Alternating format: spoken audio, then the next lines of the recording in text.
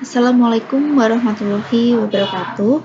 Kami dari kelompok 9, saya sendiri Mulyani dan juga ada Farid Nisa Usaada dari offering G6. Nah, di sini kita akan membahas mengenai model pembelajaran kooperatif dengan metode two-state to straight. Di sini kita akan membahas mengenai pengertian. Jadi, apa sih pengertian dari model pembelajaran kooperatif dengan metode TSTS? Lalu tujuan. Nah, di sini apakah yang ingin dicapai dari penggunaan model pembelajaran kooperatif dengan metode TSTS? Lalu ada karakteristik. Nah, di sini apa sajakah yang membedakan pembelajaran model ini dengan pembelajaran model yang lainnya? Kemudian ada langkah-langkah. Nah, bagaimana tahapan atau langkah-langkah penggunaan metode ini?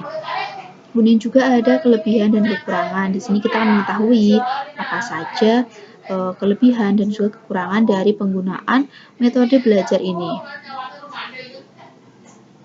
Selanjutnya, yang pertama kita akan membahas mengenai pengertian.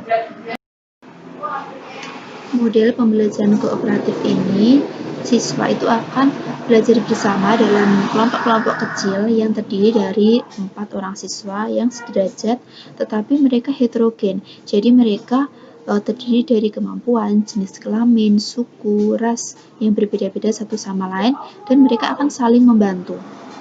Nah, tujuan dibentuknya kelompok pada pembelajaran ini adalah agar memberikan kesempatan kepada semua siswa untuk dapat terlibat secara aktif dalam proses berpikir pada kegiatan belajar. Kemudian selama bekerja di dalam kelompok, maka tugas anggota kelompok adalah mencapai ketuntasan materi yang disampaikan oleh guru dan juga saling membantu dengan teman sekelompoknya untuk bagaimana caranya agar mereka juga dapat mencapai ketuntasan belajar. Kemudian metode TSTS. Nah, pada metode ini itu merupakan metode dengan 2 tinggal dan juga 2 tamu. Nah, jadi setelah kelompok terbentuk, guru akan memberikan tugas berupa permasalahan-permasalahan yang nantinya harus mereka diskusikan dan juga mereka jawab. Setelah diskusi intrakelompok itu selesai, maka dua orang dari kelompok itu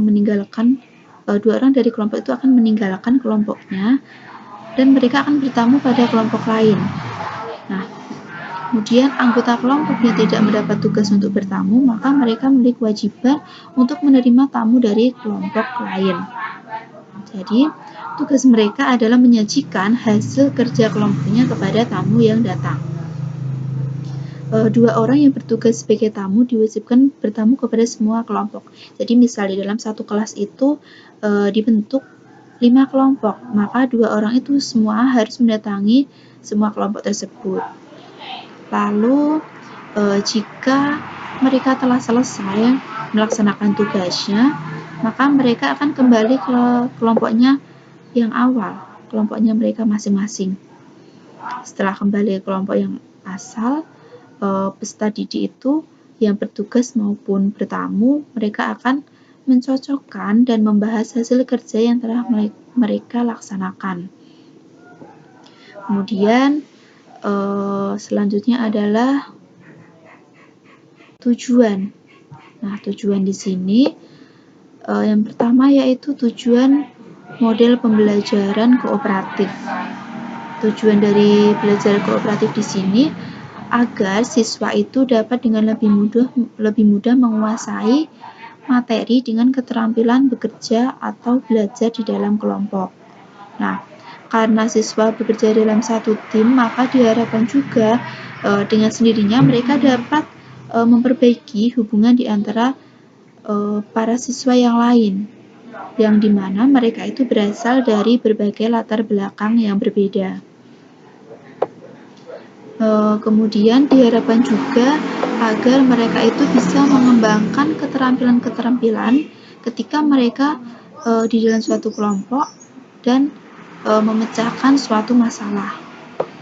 Lalu belajar kooperatif ini memiliki banyak sekali manfaat dan juga tujuannya itu jelas. Jadi bukan hanya sekedar belajar dalam kelompok-kelompok kecil, jadi mereka juga bisa terlatih bagaimanakah cara bersikap kepemimpinan, kemudian cara membuat keputusan di dalam kelompok, kemudian juga cara bagaimana memberikan kesempatan kepada siswa untuk berinteraksi dengan sesama siswa yang berbeda latar belakangnya. Kemudian tujuan dari TSTS atau to stay to stay. Jadi metode TSTS ini memiliki tujuan yaitu siswa diajak untuk bergotong royong di dalam menemukan suatu konsep. Nah, penggunaan model pembelajaran ini akan mengarahkan siswa untuk aktif baik dalam berdiskusi, kemudian tanya jawab, mencari jawaban, maupun menjelaskan dan juga menyimak materi yang dijelaskan oleh teman lainnya. Kemudian selain itu juga alasan menggunakan metode ini adalah karena terdapat pembagian kerja kelompok yang jelas di tiap anggota kelompok itu. Jadi siswa bisa bekerja sama dengan temannya, dapat mengatasi kondisi siswa yang ramai dan sulit diatur ketika proses belajar mengajar. Kemudian karakteristik. Nah, di sini model pembelajaran ini memiliki beberapa ciri-ciri. Yang pertama, siswa bekerja dalam kelompok secara kooperatif untuk menuntaskan materi belajarnya. Kemudian yang kedua, kelompok dibentuk dari siswa yang memiliki kemampuan tinggi, rendah, dan juga sedang. Nah, bila mungkin, nanti anggota kelompok itu berasal dari ras, budaya, suku, jenis kelamin, dan jenis kelamin yang berbeda. Kemudian yang terakhir, penghargaan itu lebih diorientasikan pada kelompok daripada individu. Jadi, teknik belajar TSTS ini bisa digunakan di semua mata pelajaran dan juga semua tingkatan anak didik. Misalnya pada tingkatan SD, SMP, SMA, atau bahkan juga bisa digunakan di perguruan tinggi.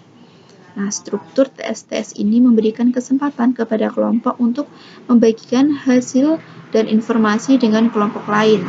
Hal ini juga bisa dilakukan karena banyak kegiatan belajar mengajar yang diwarnai dengan kegiatan individu. Jadi, ketika siswa belajar itu tidak diperbolehkan melihat pekerjaan siswa lain.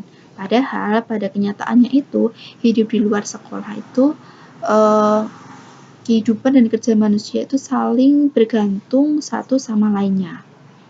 Sehingga inti dari kegiatan TSTS ini atau metode TSTS ini yang pertama itu mengajar. Jadi guru mempresentasikan materi pelajaran. Kemudian yang kedua yaitu belajar pada tim. Jadi peserta didik itu akan belajar melalui kegiatan kerja dalam tim ataupun kelompok yang antar kelompok dengan dipandu oleh lembar kegiatan untuk menuntaskan materi pelajaran. Kemudian yang terakhir adalah penghargaan.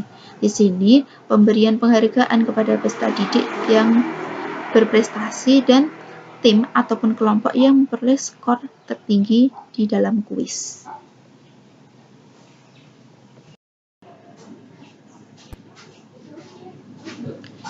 Kemudian bagaimanakah langkah-langkahnya atau tahapannya? Jadi di sini kita membagi langkah-langkahnya menjadi 8 tahap. Nah, yang pertama itu guru membagi siswa dalam beberapa kelompok yang tiap kelompoknya terdiri dari 4 orang siswa. Nah, kelompok yang dibentuk ini merupakan kelompok heterogen dengan tujuan untuk memberikan kesempatan pada siswa untuk saling membelajarkan dan juga saling mendukung. Kemudian yang kedua adalah guru saling memberikan sub-pokok bahasan pada tiap-tiap kelompok untuk dibahas bersama-sama dengan anggota kelompoknya masing-masing. Kemudian yang ketiga itu siswa bekerjasama dalam kelompok beranggotakan 4 orang.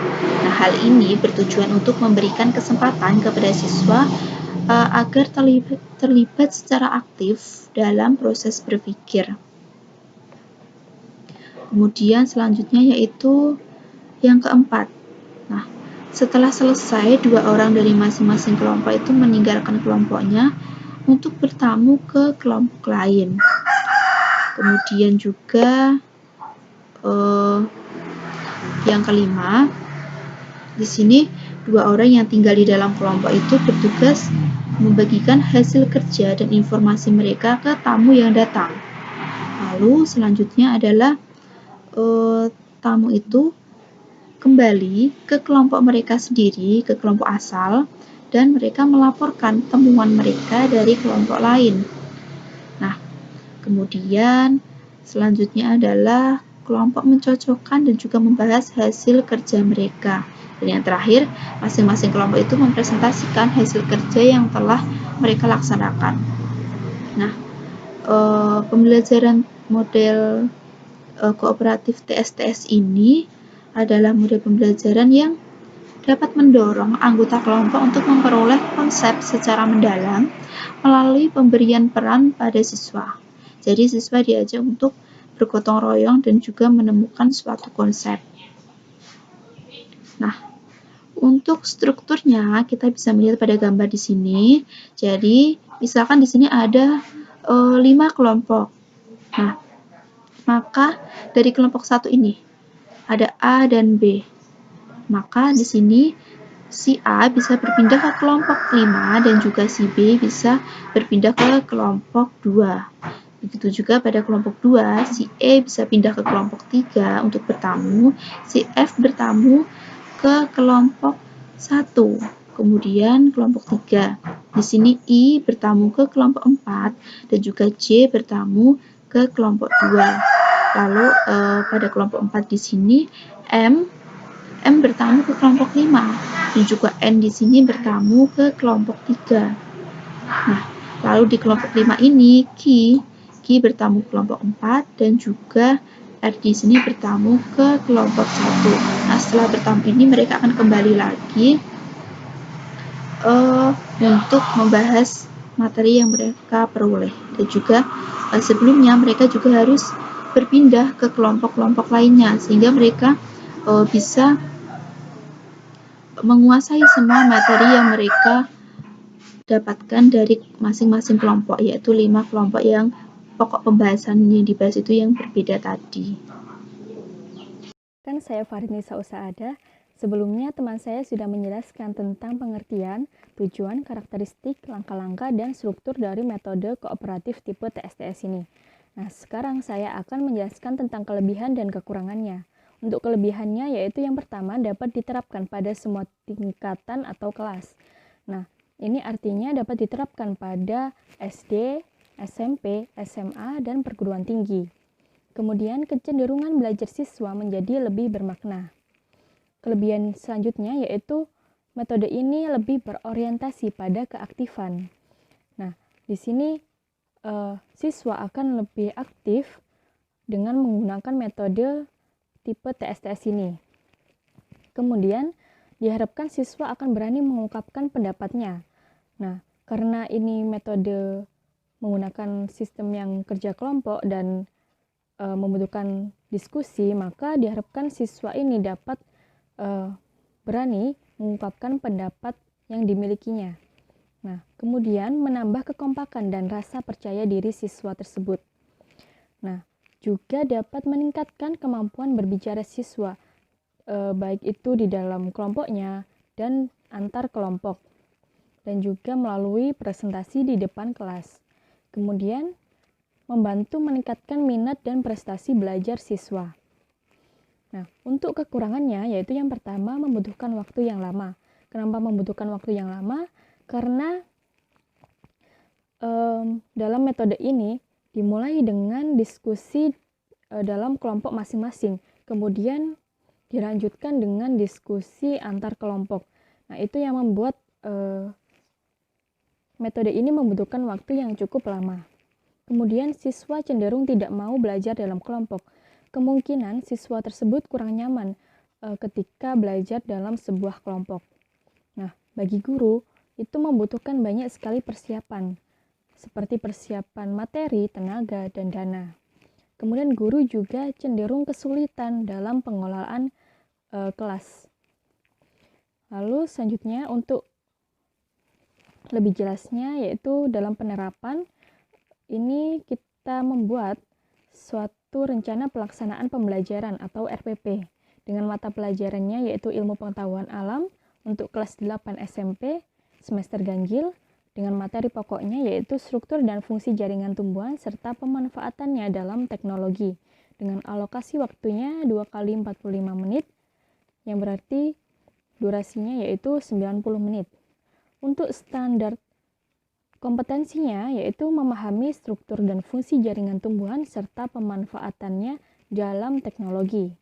Kemudian kompetensi dasarnya yaitu mengidentifikasi struktur dan fungsi jaringan tumbuhan serta pemanfaatannya dalam teknologi. Indikatornya yaitu yang pertama menganalisis struktur dan fungsi jaringan pada akar, batang, dan daun. Kemudian yang kedua yaitu menganalisis pemanfaatan struktur jaringan tumbuhan dalam teknologi. Nah, kemudian tujuan pembelajarannya.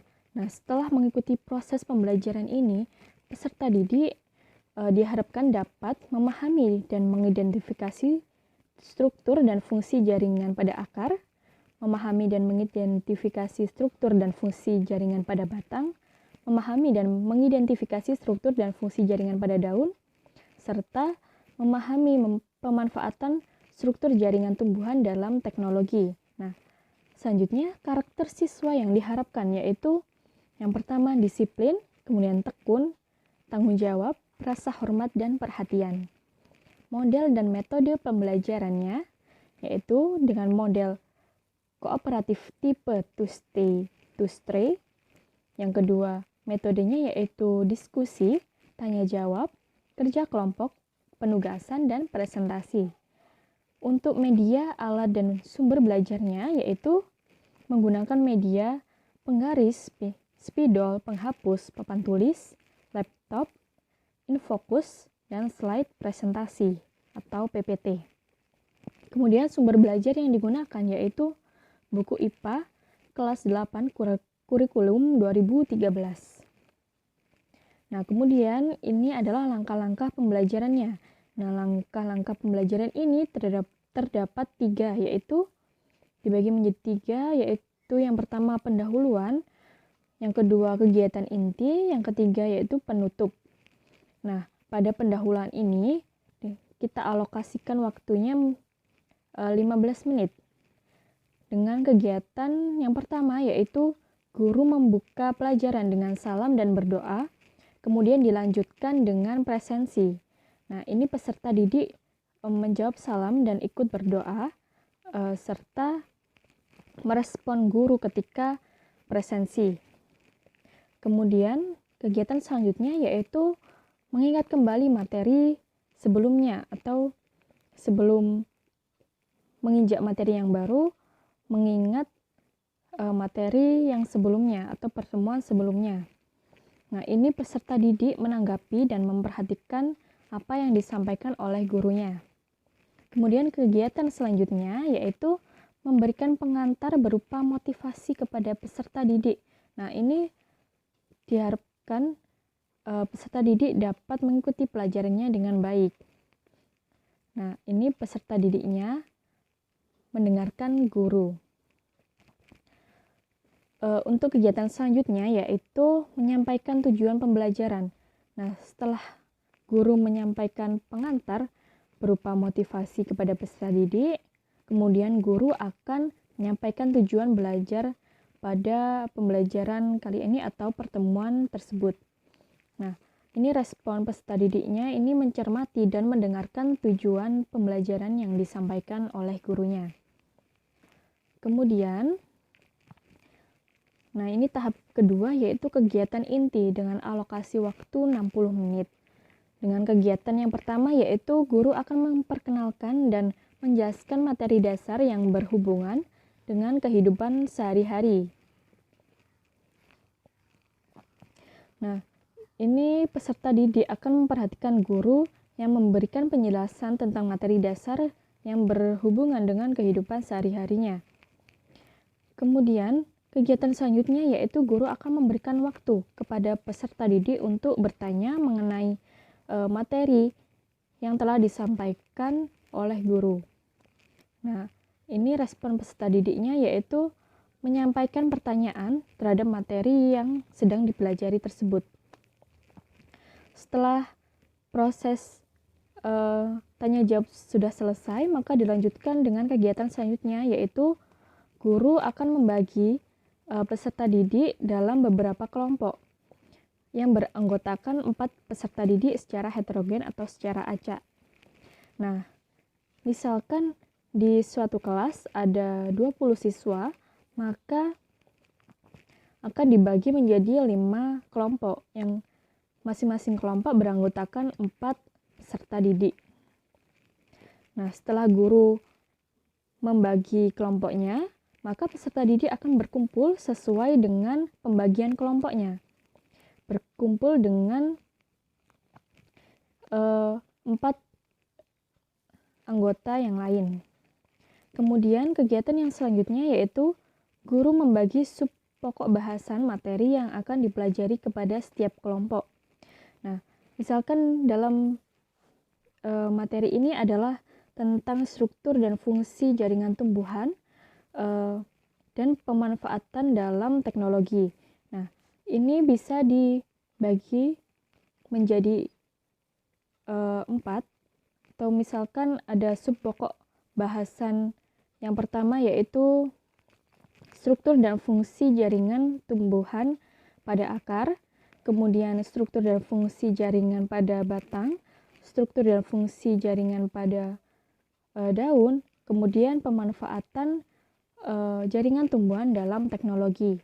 Nah, setelah guru ini membagi sub pokok bahasannya, maka peserta didik akan berdiskusi serta berkoordinasi membahas sub pokok bahasan yang telah dibagi oleh guru tersebut. Kemudian, kegiatan selanjutnya yaitu setelah peserta didik ini berdiskusi dan berkoordinasi dengan kelompoknya membahas sub pokok bahasan yang telah dibagi guru, maka guru akan menginstruksi 2 peserta didik dari setiap kelompok untuk menuju kelompok lain atau bertamu ke kelompok lain. Dan 2 peserta didik yang tetap tinggal di kelompoknya akan memiliki tugas yaitu menyampaikan informasi dan hasil kerjanya kepada kelompok lain yang bertamu ke kelompoknya. Nah, ini peserta didik akan merespon dengan 2 dari anggota kelompok mereka itu menuju ke kelompok lain, dan 2 peserta didik yang lain yang tetap tinggal di kelompoknya akan menyampaikan informasi dan hasil kerja kelompok mereka kepada kelompok yang bertamu. Kemudian setelah kegiatan bertamu ini selesai, maka guru akan menginstruksi peserta didik yang bertamu kembali ke kelompok masing-masing. Nah, peserta didik ini nanti yang telah kembali ke kelompoknya masing-masing akan membagi informasi dan mencocokkan serta membandingkan hasil diskusi yang mereka peroleh kepada kelompok mereka. Nah, kemudian kegiatan selanjutnya yaitu guru akan menuju beberapa kelompok untuk maju ke depan dan mempresentasikan hasil diskusi. Nah, dari diskusi yang telah dilakukan, maka akan ditunjuk mungkin perwakilan dari kelompok, yaitu mungkin 1 kelompok atau 2 kelompok untuk maju ke depan kelas untuk mempresentasikan hasil diskusi yang mereka peroleh, yang telah mereka bandingkan dengan hasil diskusi dari kelompok mereka. Nah, ini peserta didik akan mempresentasikan hasil tersebut, dan kelompok lain yang tidak presentasi akan memperhatikan kelompok yang sedang presentasi. Nah, kemudian kegiatan selanjutnya yaitu guru akan menginstruksi peserta didik lain untuk bertanya jika dirasa kurang memahami, dan tugas peserta didik adalah memperhatikan kelompok yang presentasi. Nah, ini peserta didiknya merespon dengan memberikan pertanyaan kepada kelompok yang sedang presentasi jika dirasa mereka belum memahami atau kurang memahami dari apa yang disampaikan oleh kelompok presentasi. Nah, atau bisa juga peserta didik lain ini menyanggah jika dirasa jawaban yang diberikan oleh kelompok presentator itu dirasa kurang jelas atau jawaban kurang sesuai dengan yang sebenarnya. Kemudian kegiatan selanjutnya yaitu guru membantu kelompok presentasi jika tidak bisa menjawab atau meluruskan pemahaman jika ada yang salah dan memberikan penguatan setelah diskusi selesai. Nah, jadi ketika ada pertanyaan yang dilemparkan kepada kelompok presentator, nah karena kelompok presentator ini tidak bisa menjawab, maka guru akan membantu. Guru akan membantu menuntun kelompok presentator untuk menjawab. Atau jika kelompok presentator ini sudah menjawab dan dirasa kurang benar oleh guru, maka guru akan meluruskan pemahaman atau jawaban dari kelompok presentator tersebut. Nah, ini respon peserta didiknya yaitu memperhatikan penjelasan yang diberikan oleh guru dan bertanya jika dirasa kurang memahami. Kemudian, kegiatan selanjutnya yaitu guru bersama peserta didik menyimpulkan materi hasil diskusi yang telah dilakukan. Nah, ini dalam kegiatan ini bisa guru akan menunjuk salah satu peserta didik atau beberapa peserta didik untuk menyimpulkan apa yang telah mereka pelajari pada pertemuan tersebut. Nah, jika kesimpulan yang diberikan kurang, maka guru akan menambahkan. Begitu juga guru akan menanyakan kepada peserta didik lain yang ingin menambahkan kesimpulan dari peserta didik yang sudah menjawab. Kemudian yaitu kegiatan akhir atau kegiatan penutupnya. Nah, ini dimulai dengan guru akan memberikan suatu penghargaan kepada masing-masing kelompok karena telah menyelesaikan diskusi pada pertemuan tersebut.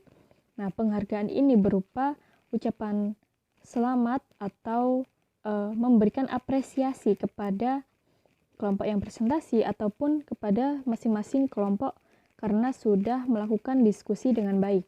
Nah, ini respon peserta didik diharapkan memperhatikan informasi dan penjelasan yang diberikan oleh guru.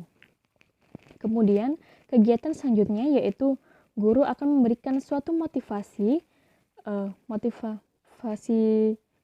penutup untuk terus semangat belajar dengan baik dan meminta peserta didik untuk mempelajari kembali apa yang sudah diperoleh pada pertemuan itu serta mempelajari materi untuk pertemuan selanjutnya. Nah, ini respon peserta didiknya yaitu memperhatikan informasi yang diberikan oleh guru dan mendengarkan motivasi yang diberikan. Jika terdapat pertanyaan atau kurang jelas dari informasi yang diberikan oleh guru, maka boleh ditanyakan kepada guru.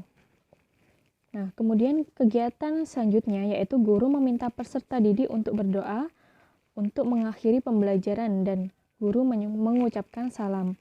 Nah, jadi sebelum pembelajaran ditutup, maka langkah lebih baiknya untuk berdoa terlebih dahulu, kemudian ketika sudah berdoa, maka guru akan mengucapkan salam dan meninggalkan kelas tersebut. Nah, untuk penilaian hasil akhirnya yaitu ada 3 penilaian, yaitu penilaian sikap, pengetahuan, dan keterampilan. Untuk sikapnya yaitu observasi selama proses pembelajaran, yaitu berupa keaktifan dan rasa percaya diri. Kemudian penilaian pengetahuannya yaitu hasil diskusi dan presentasi di depan kelas. Kemudian untuk penilaian keterampilannya yaitu catatan diskusi, lalu rasa percaya diri dan kemampuan berkelompok. Nah, terima kasih sudah menonton video ini.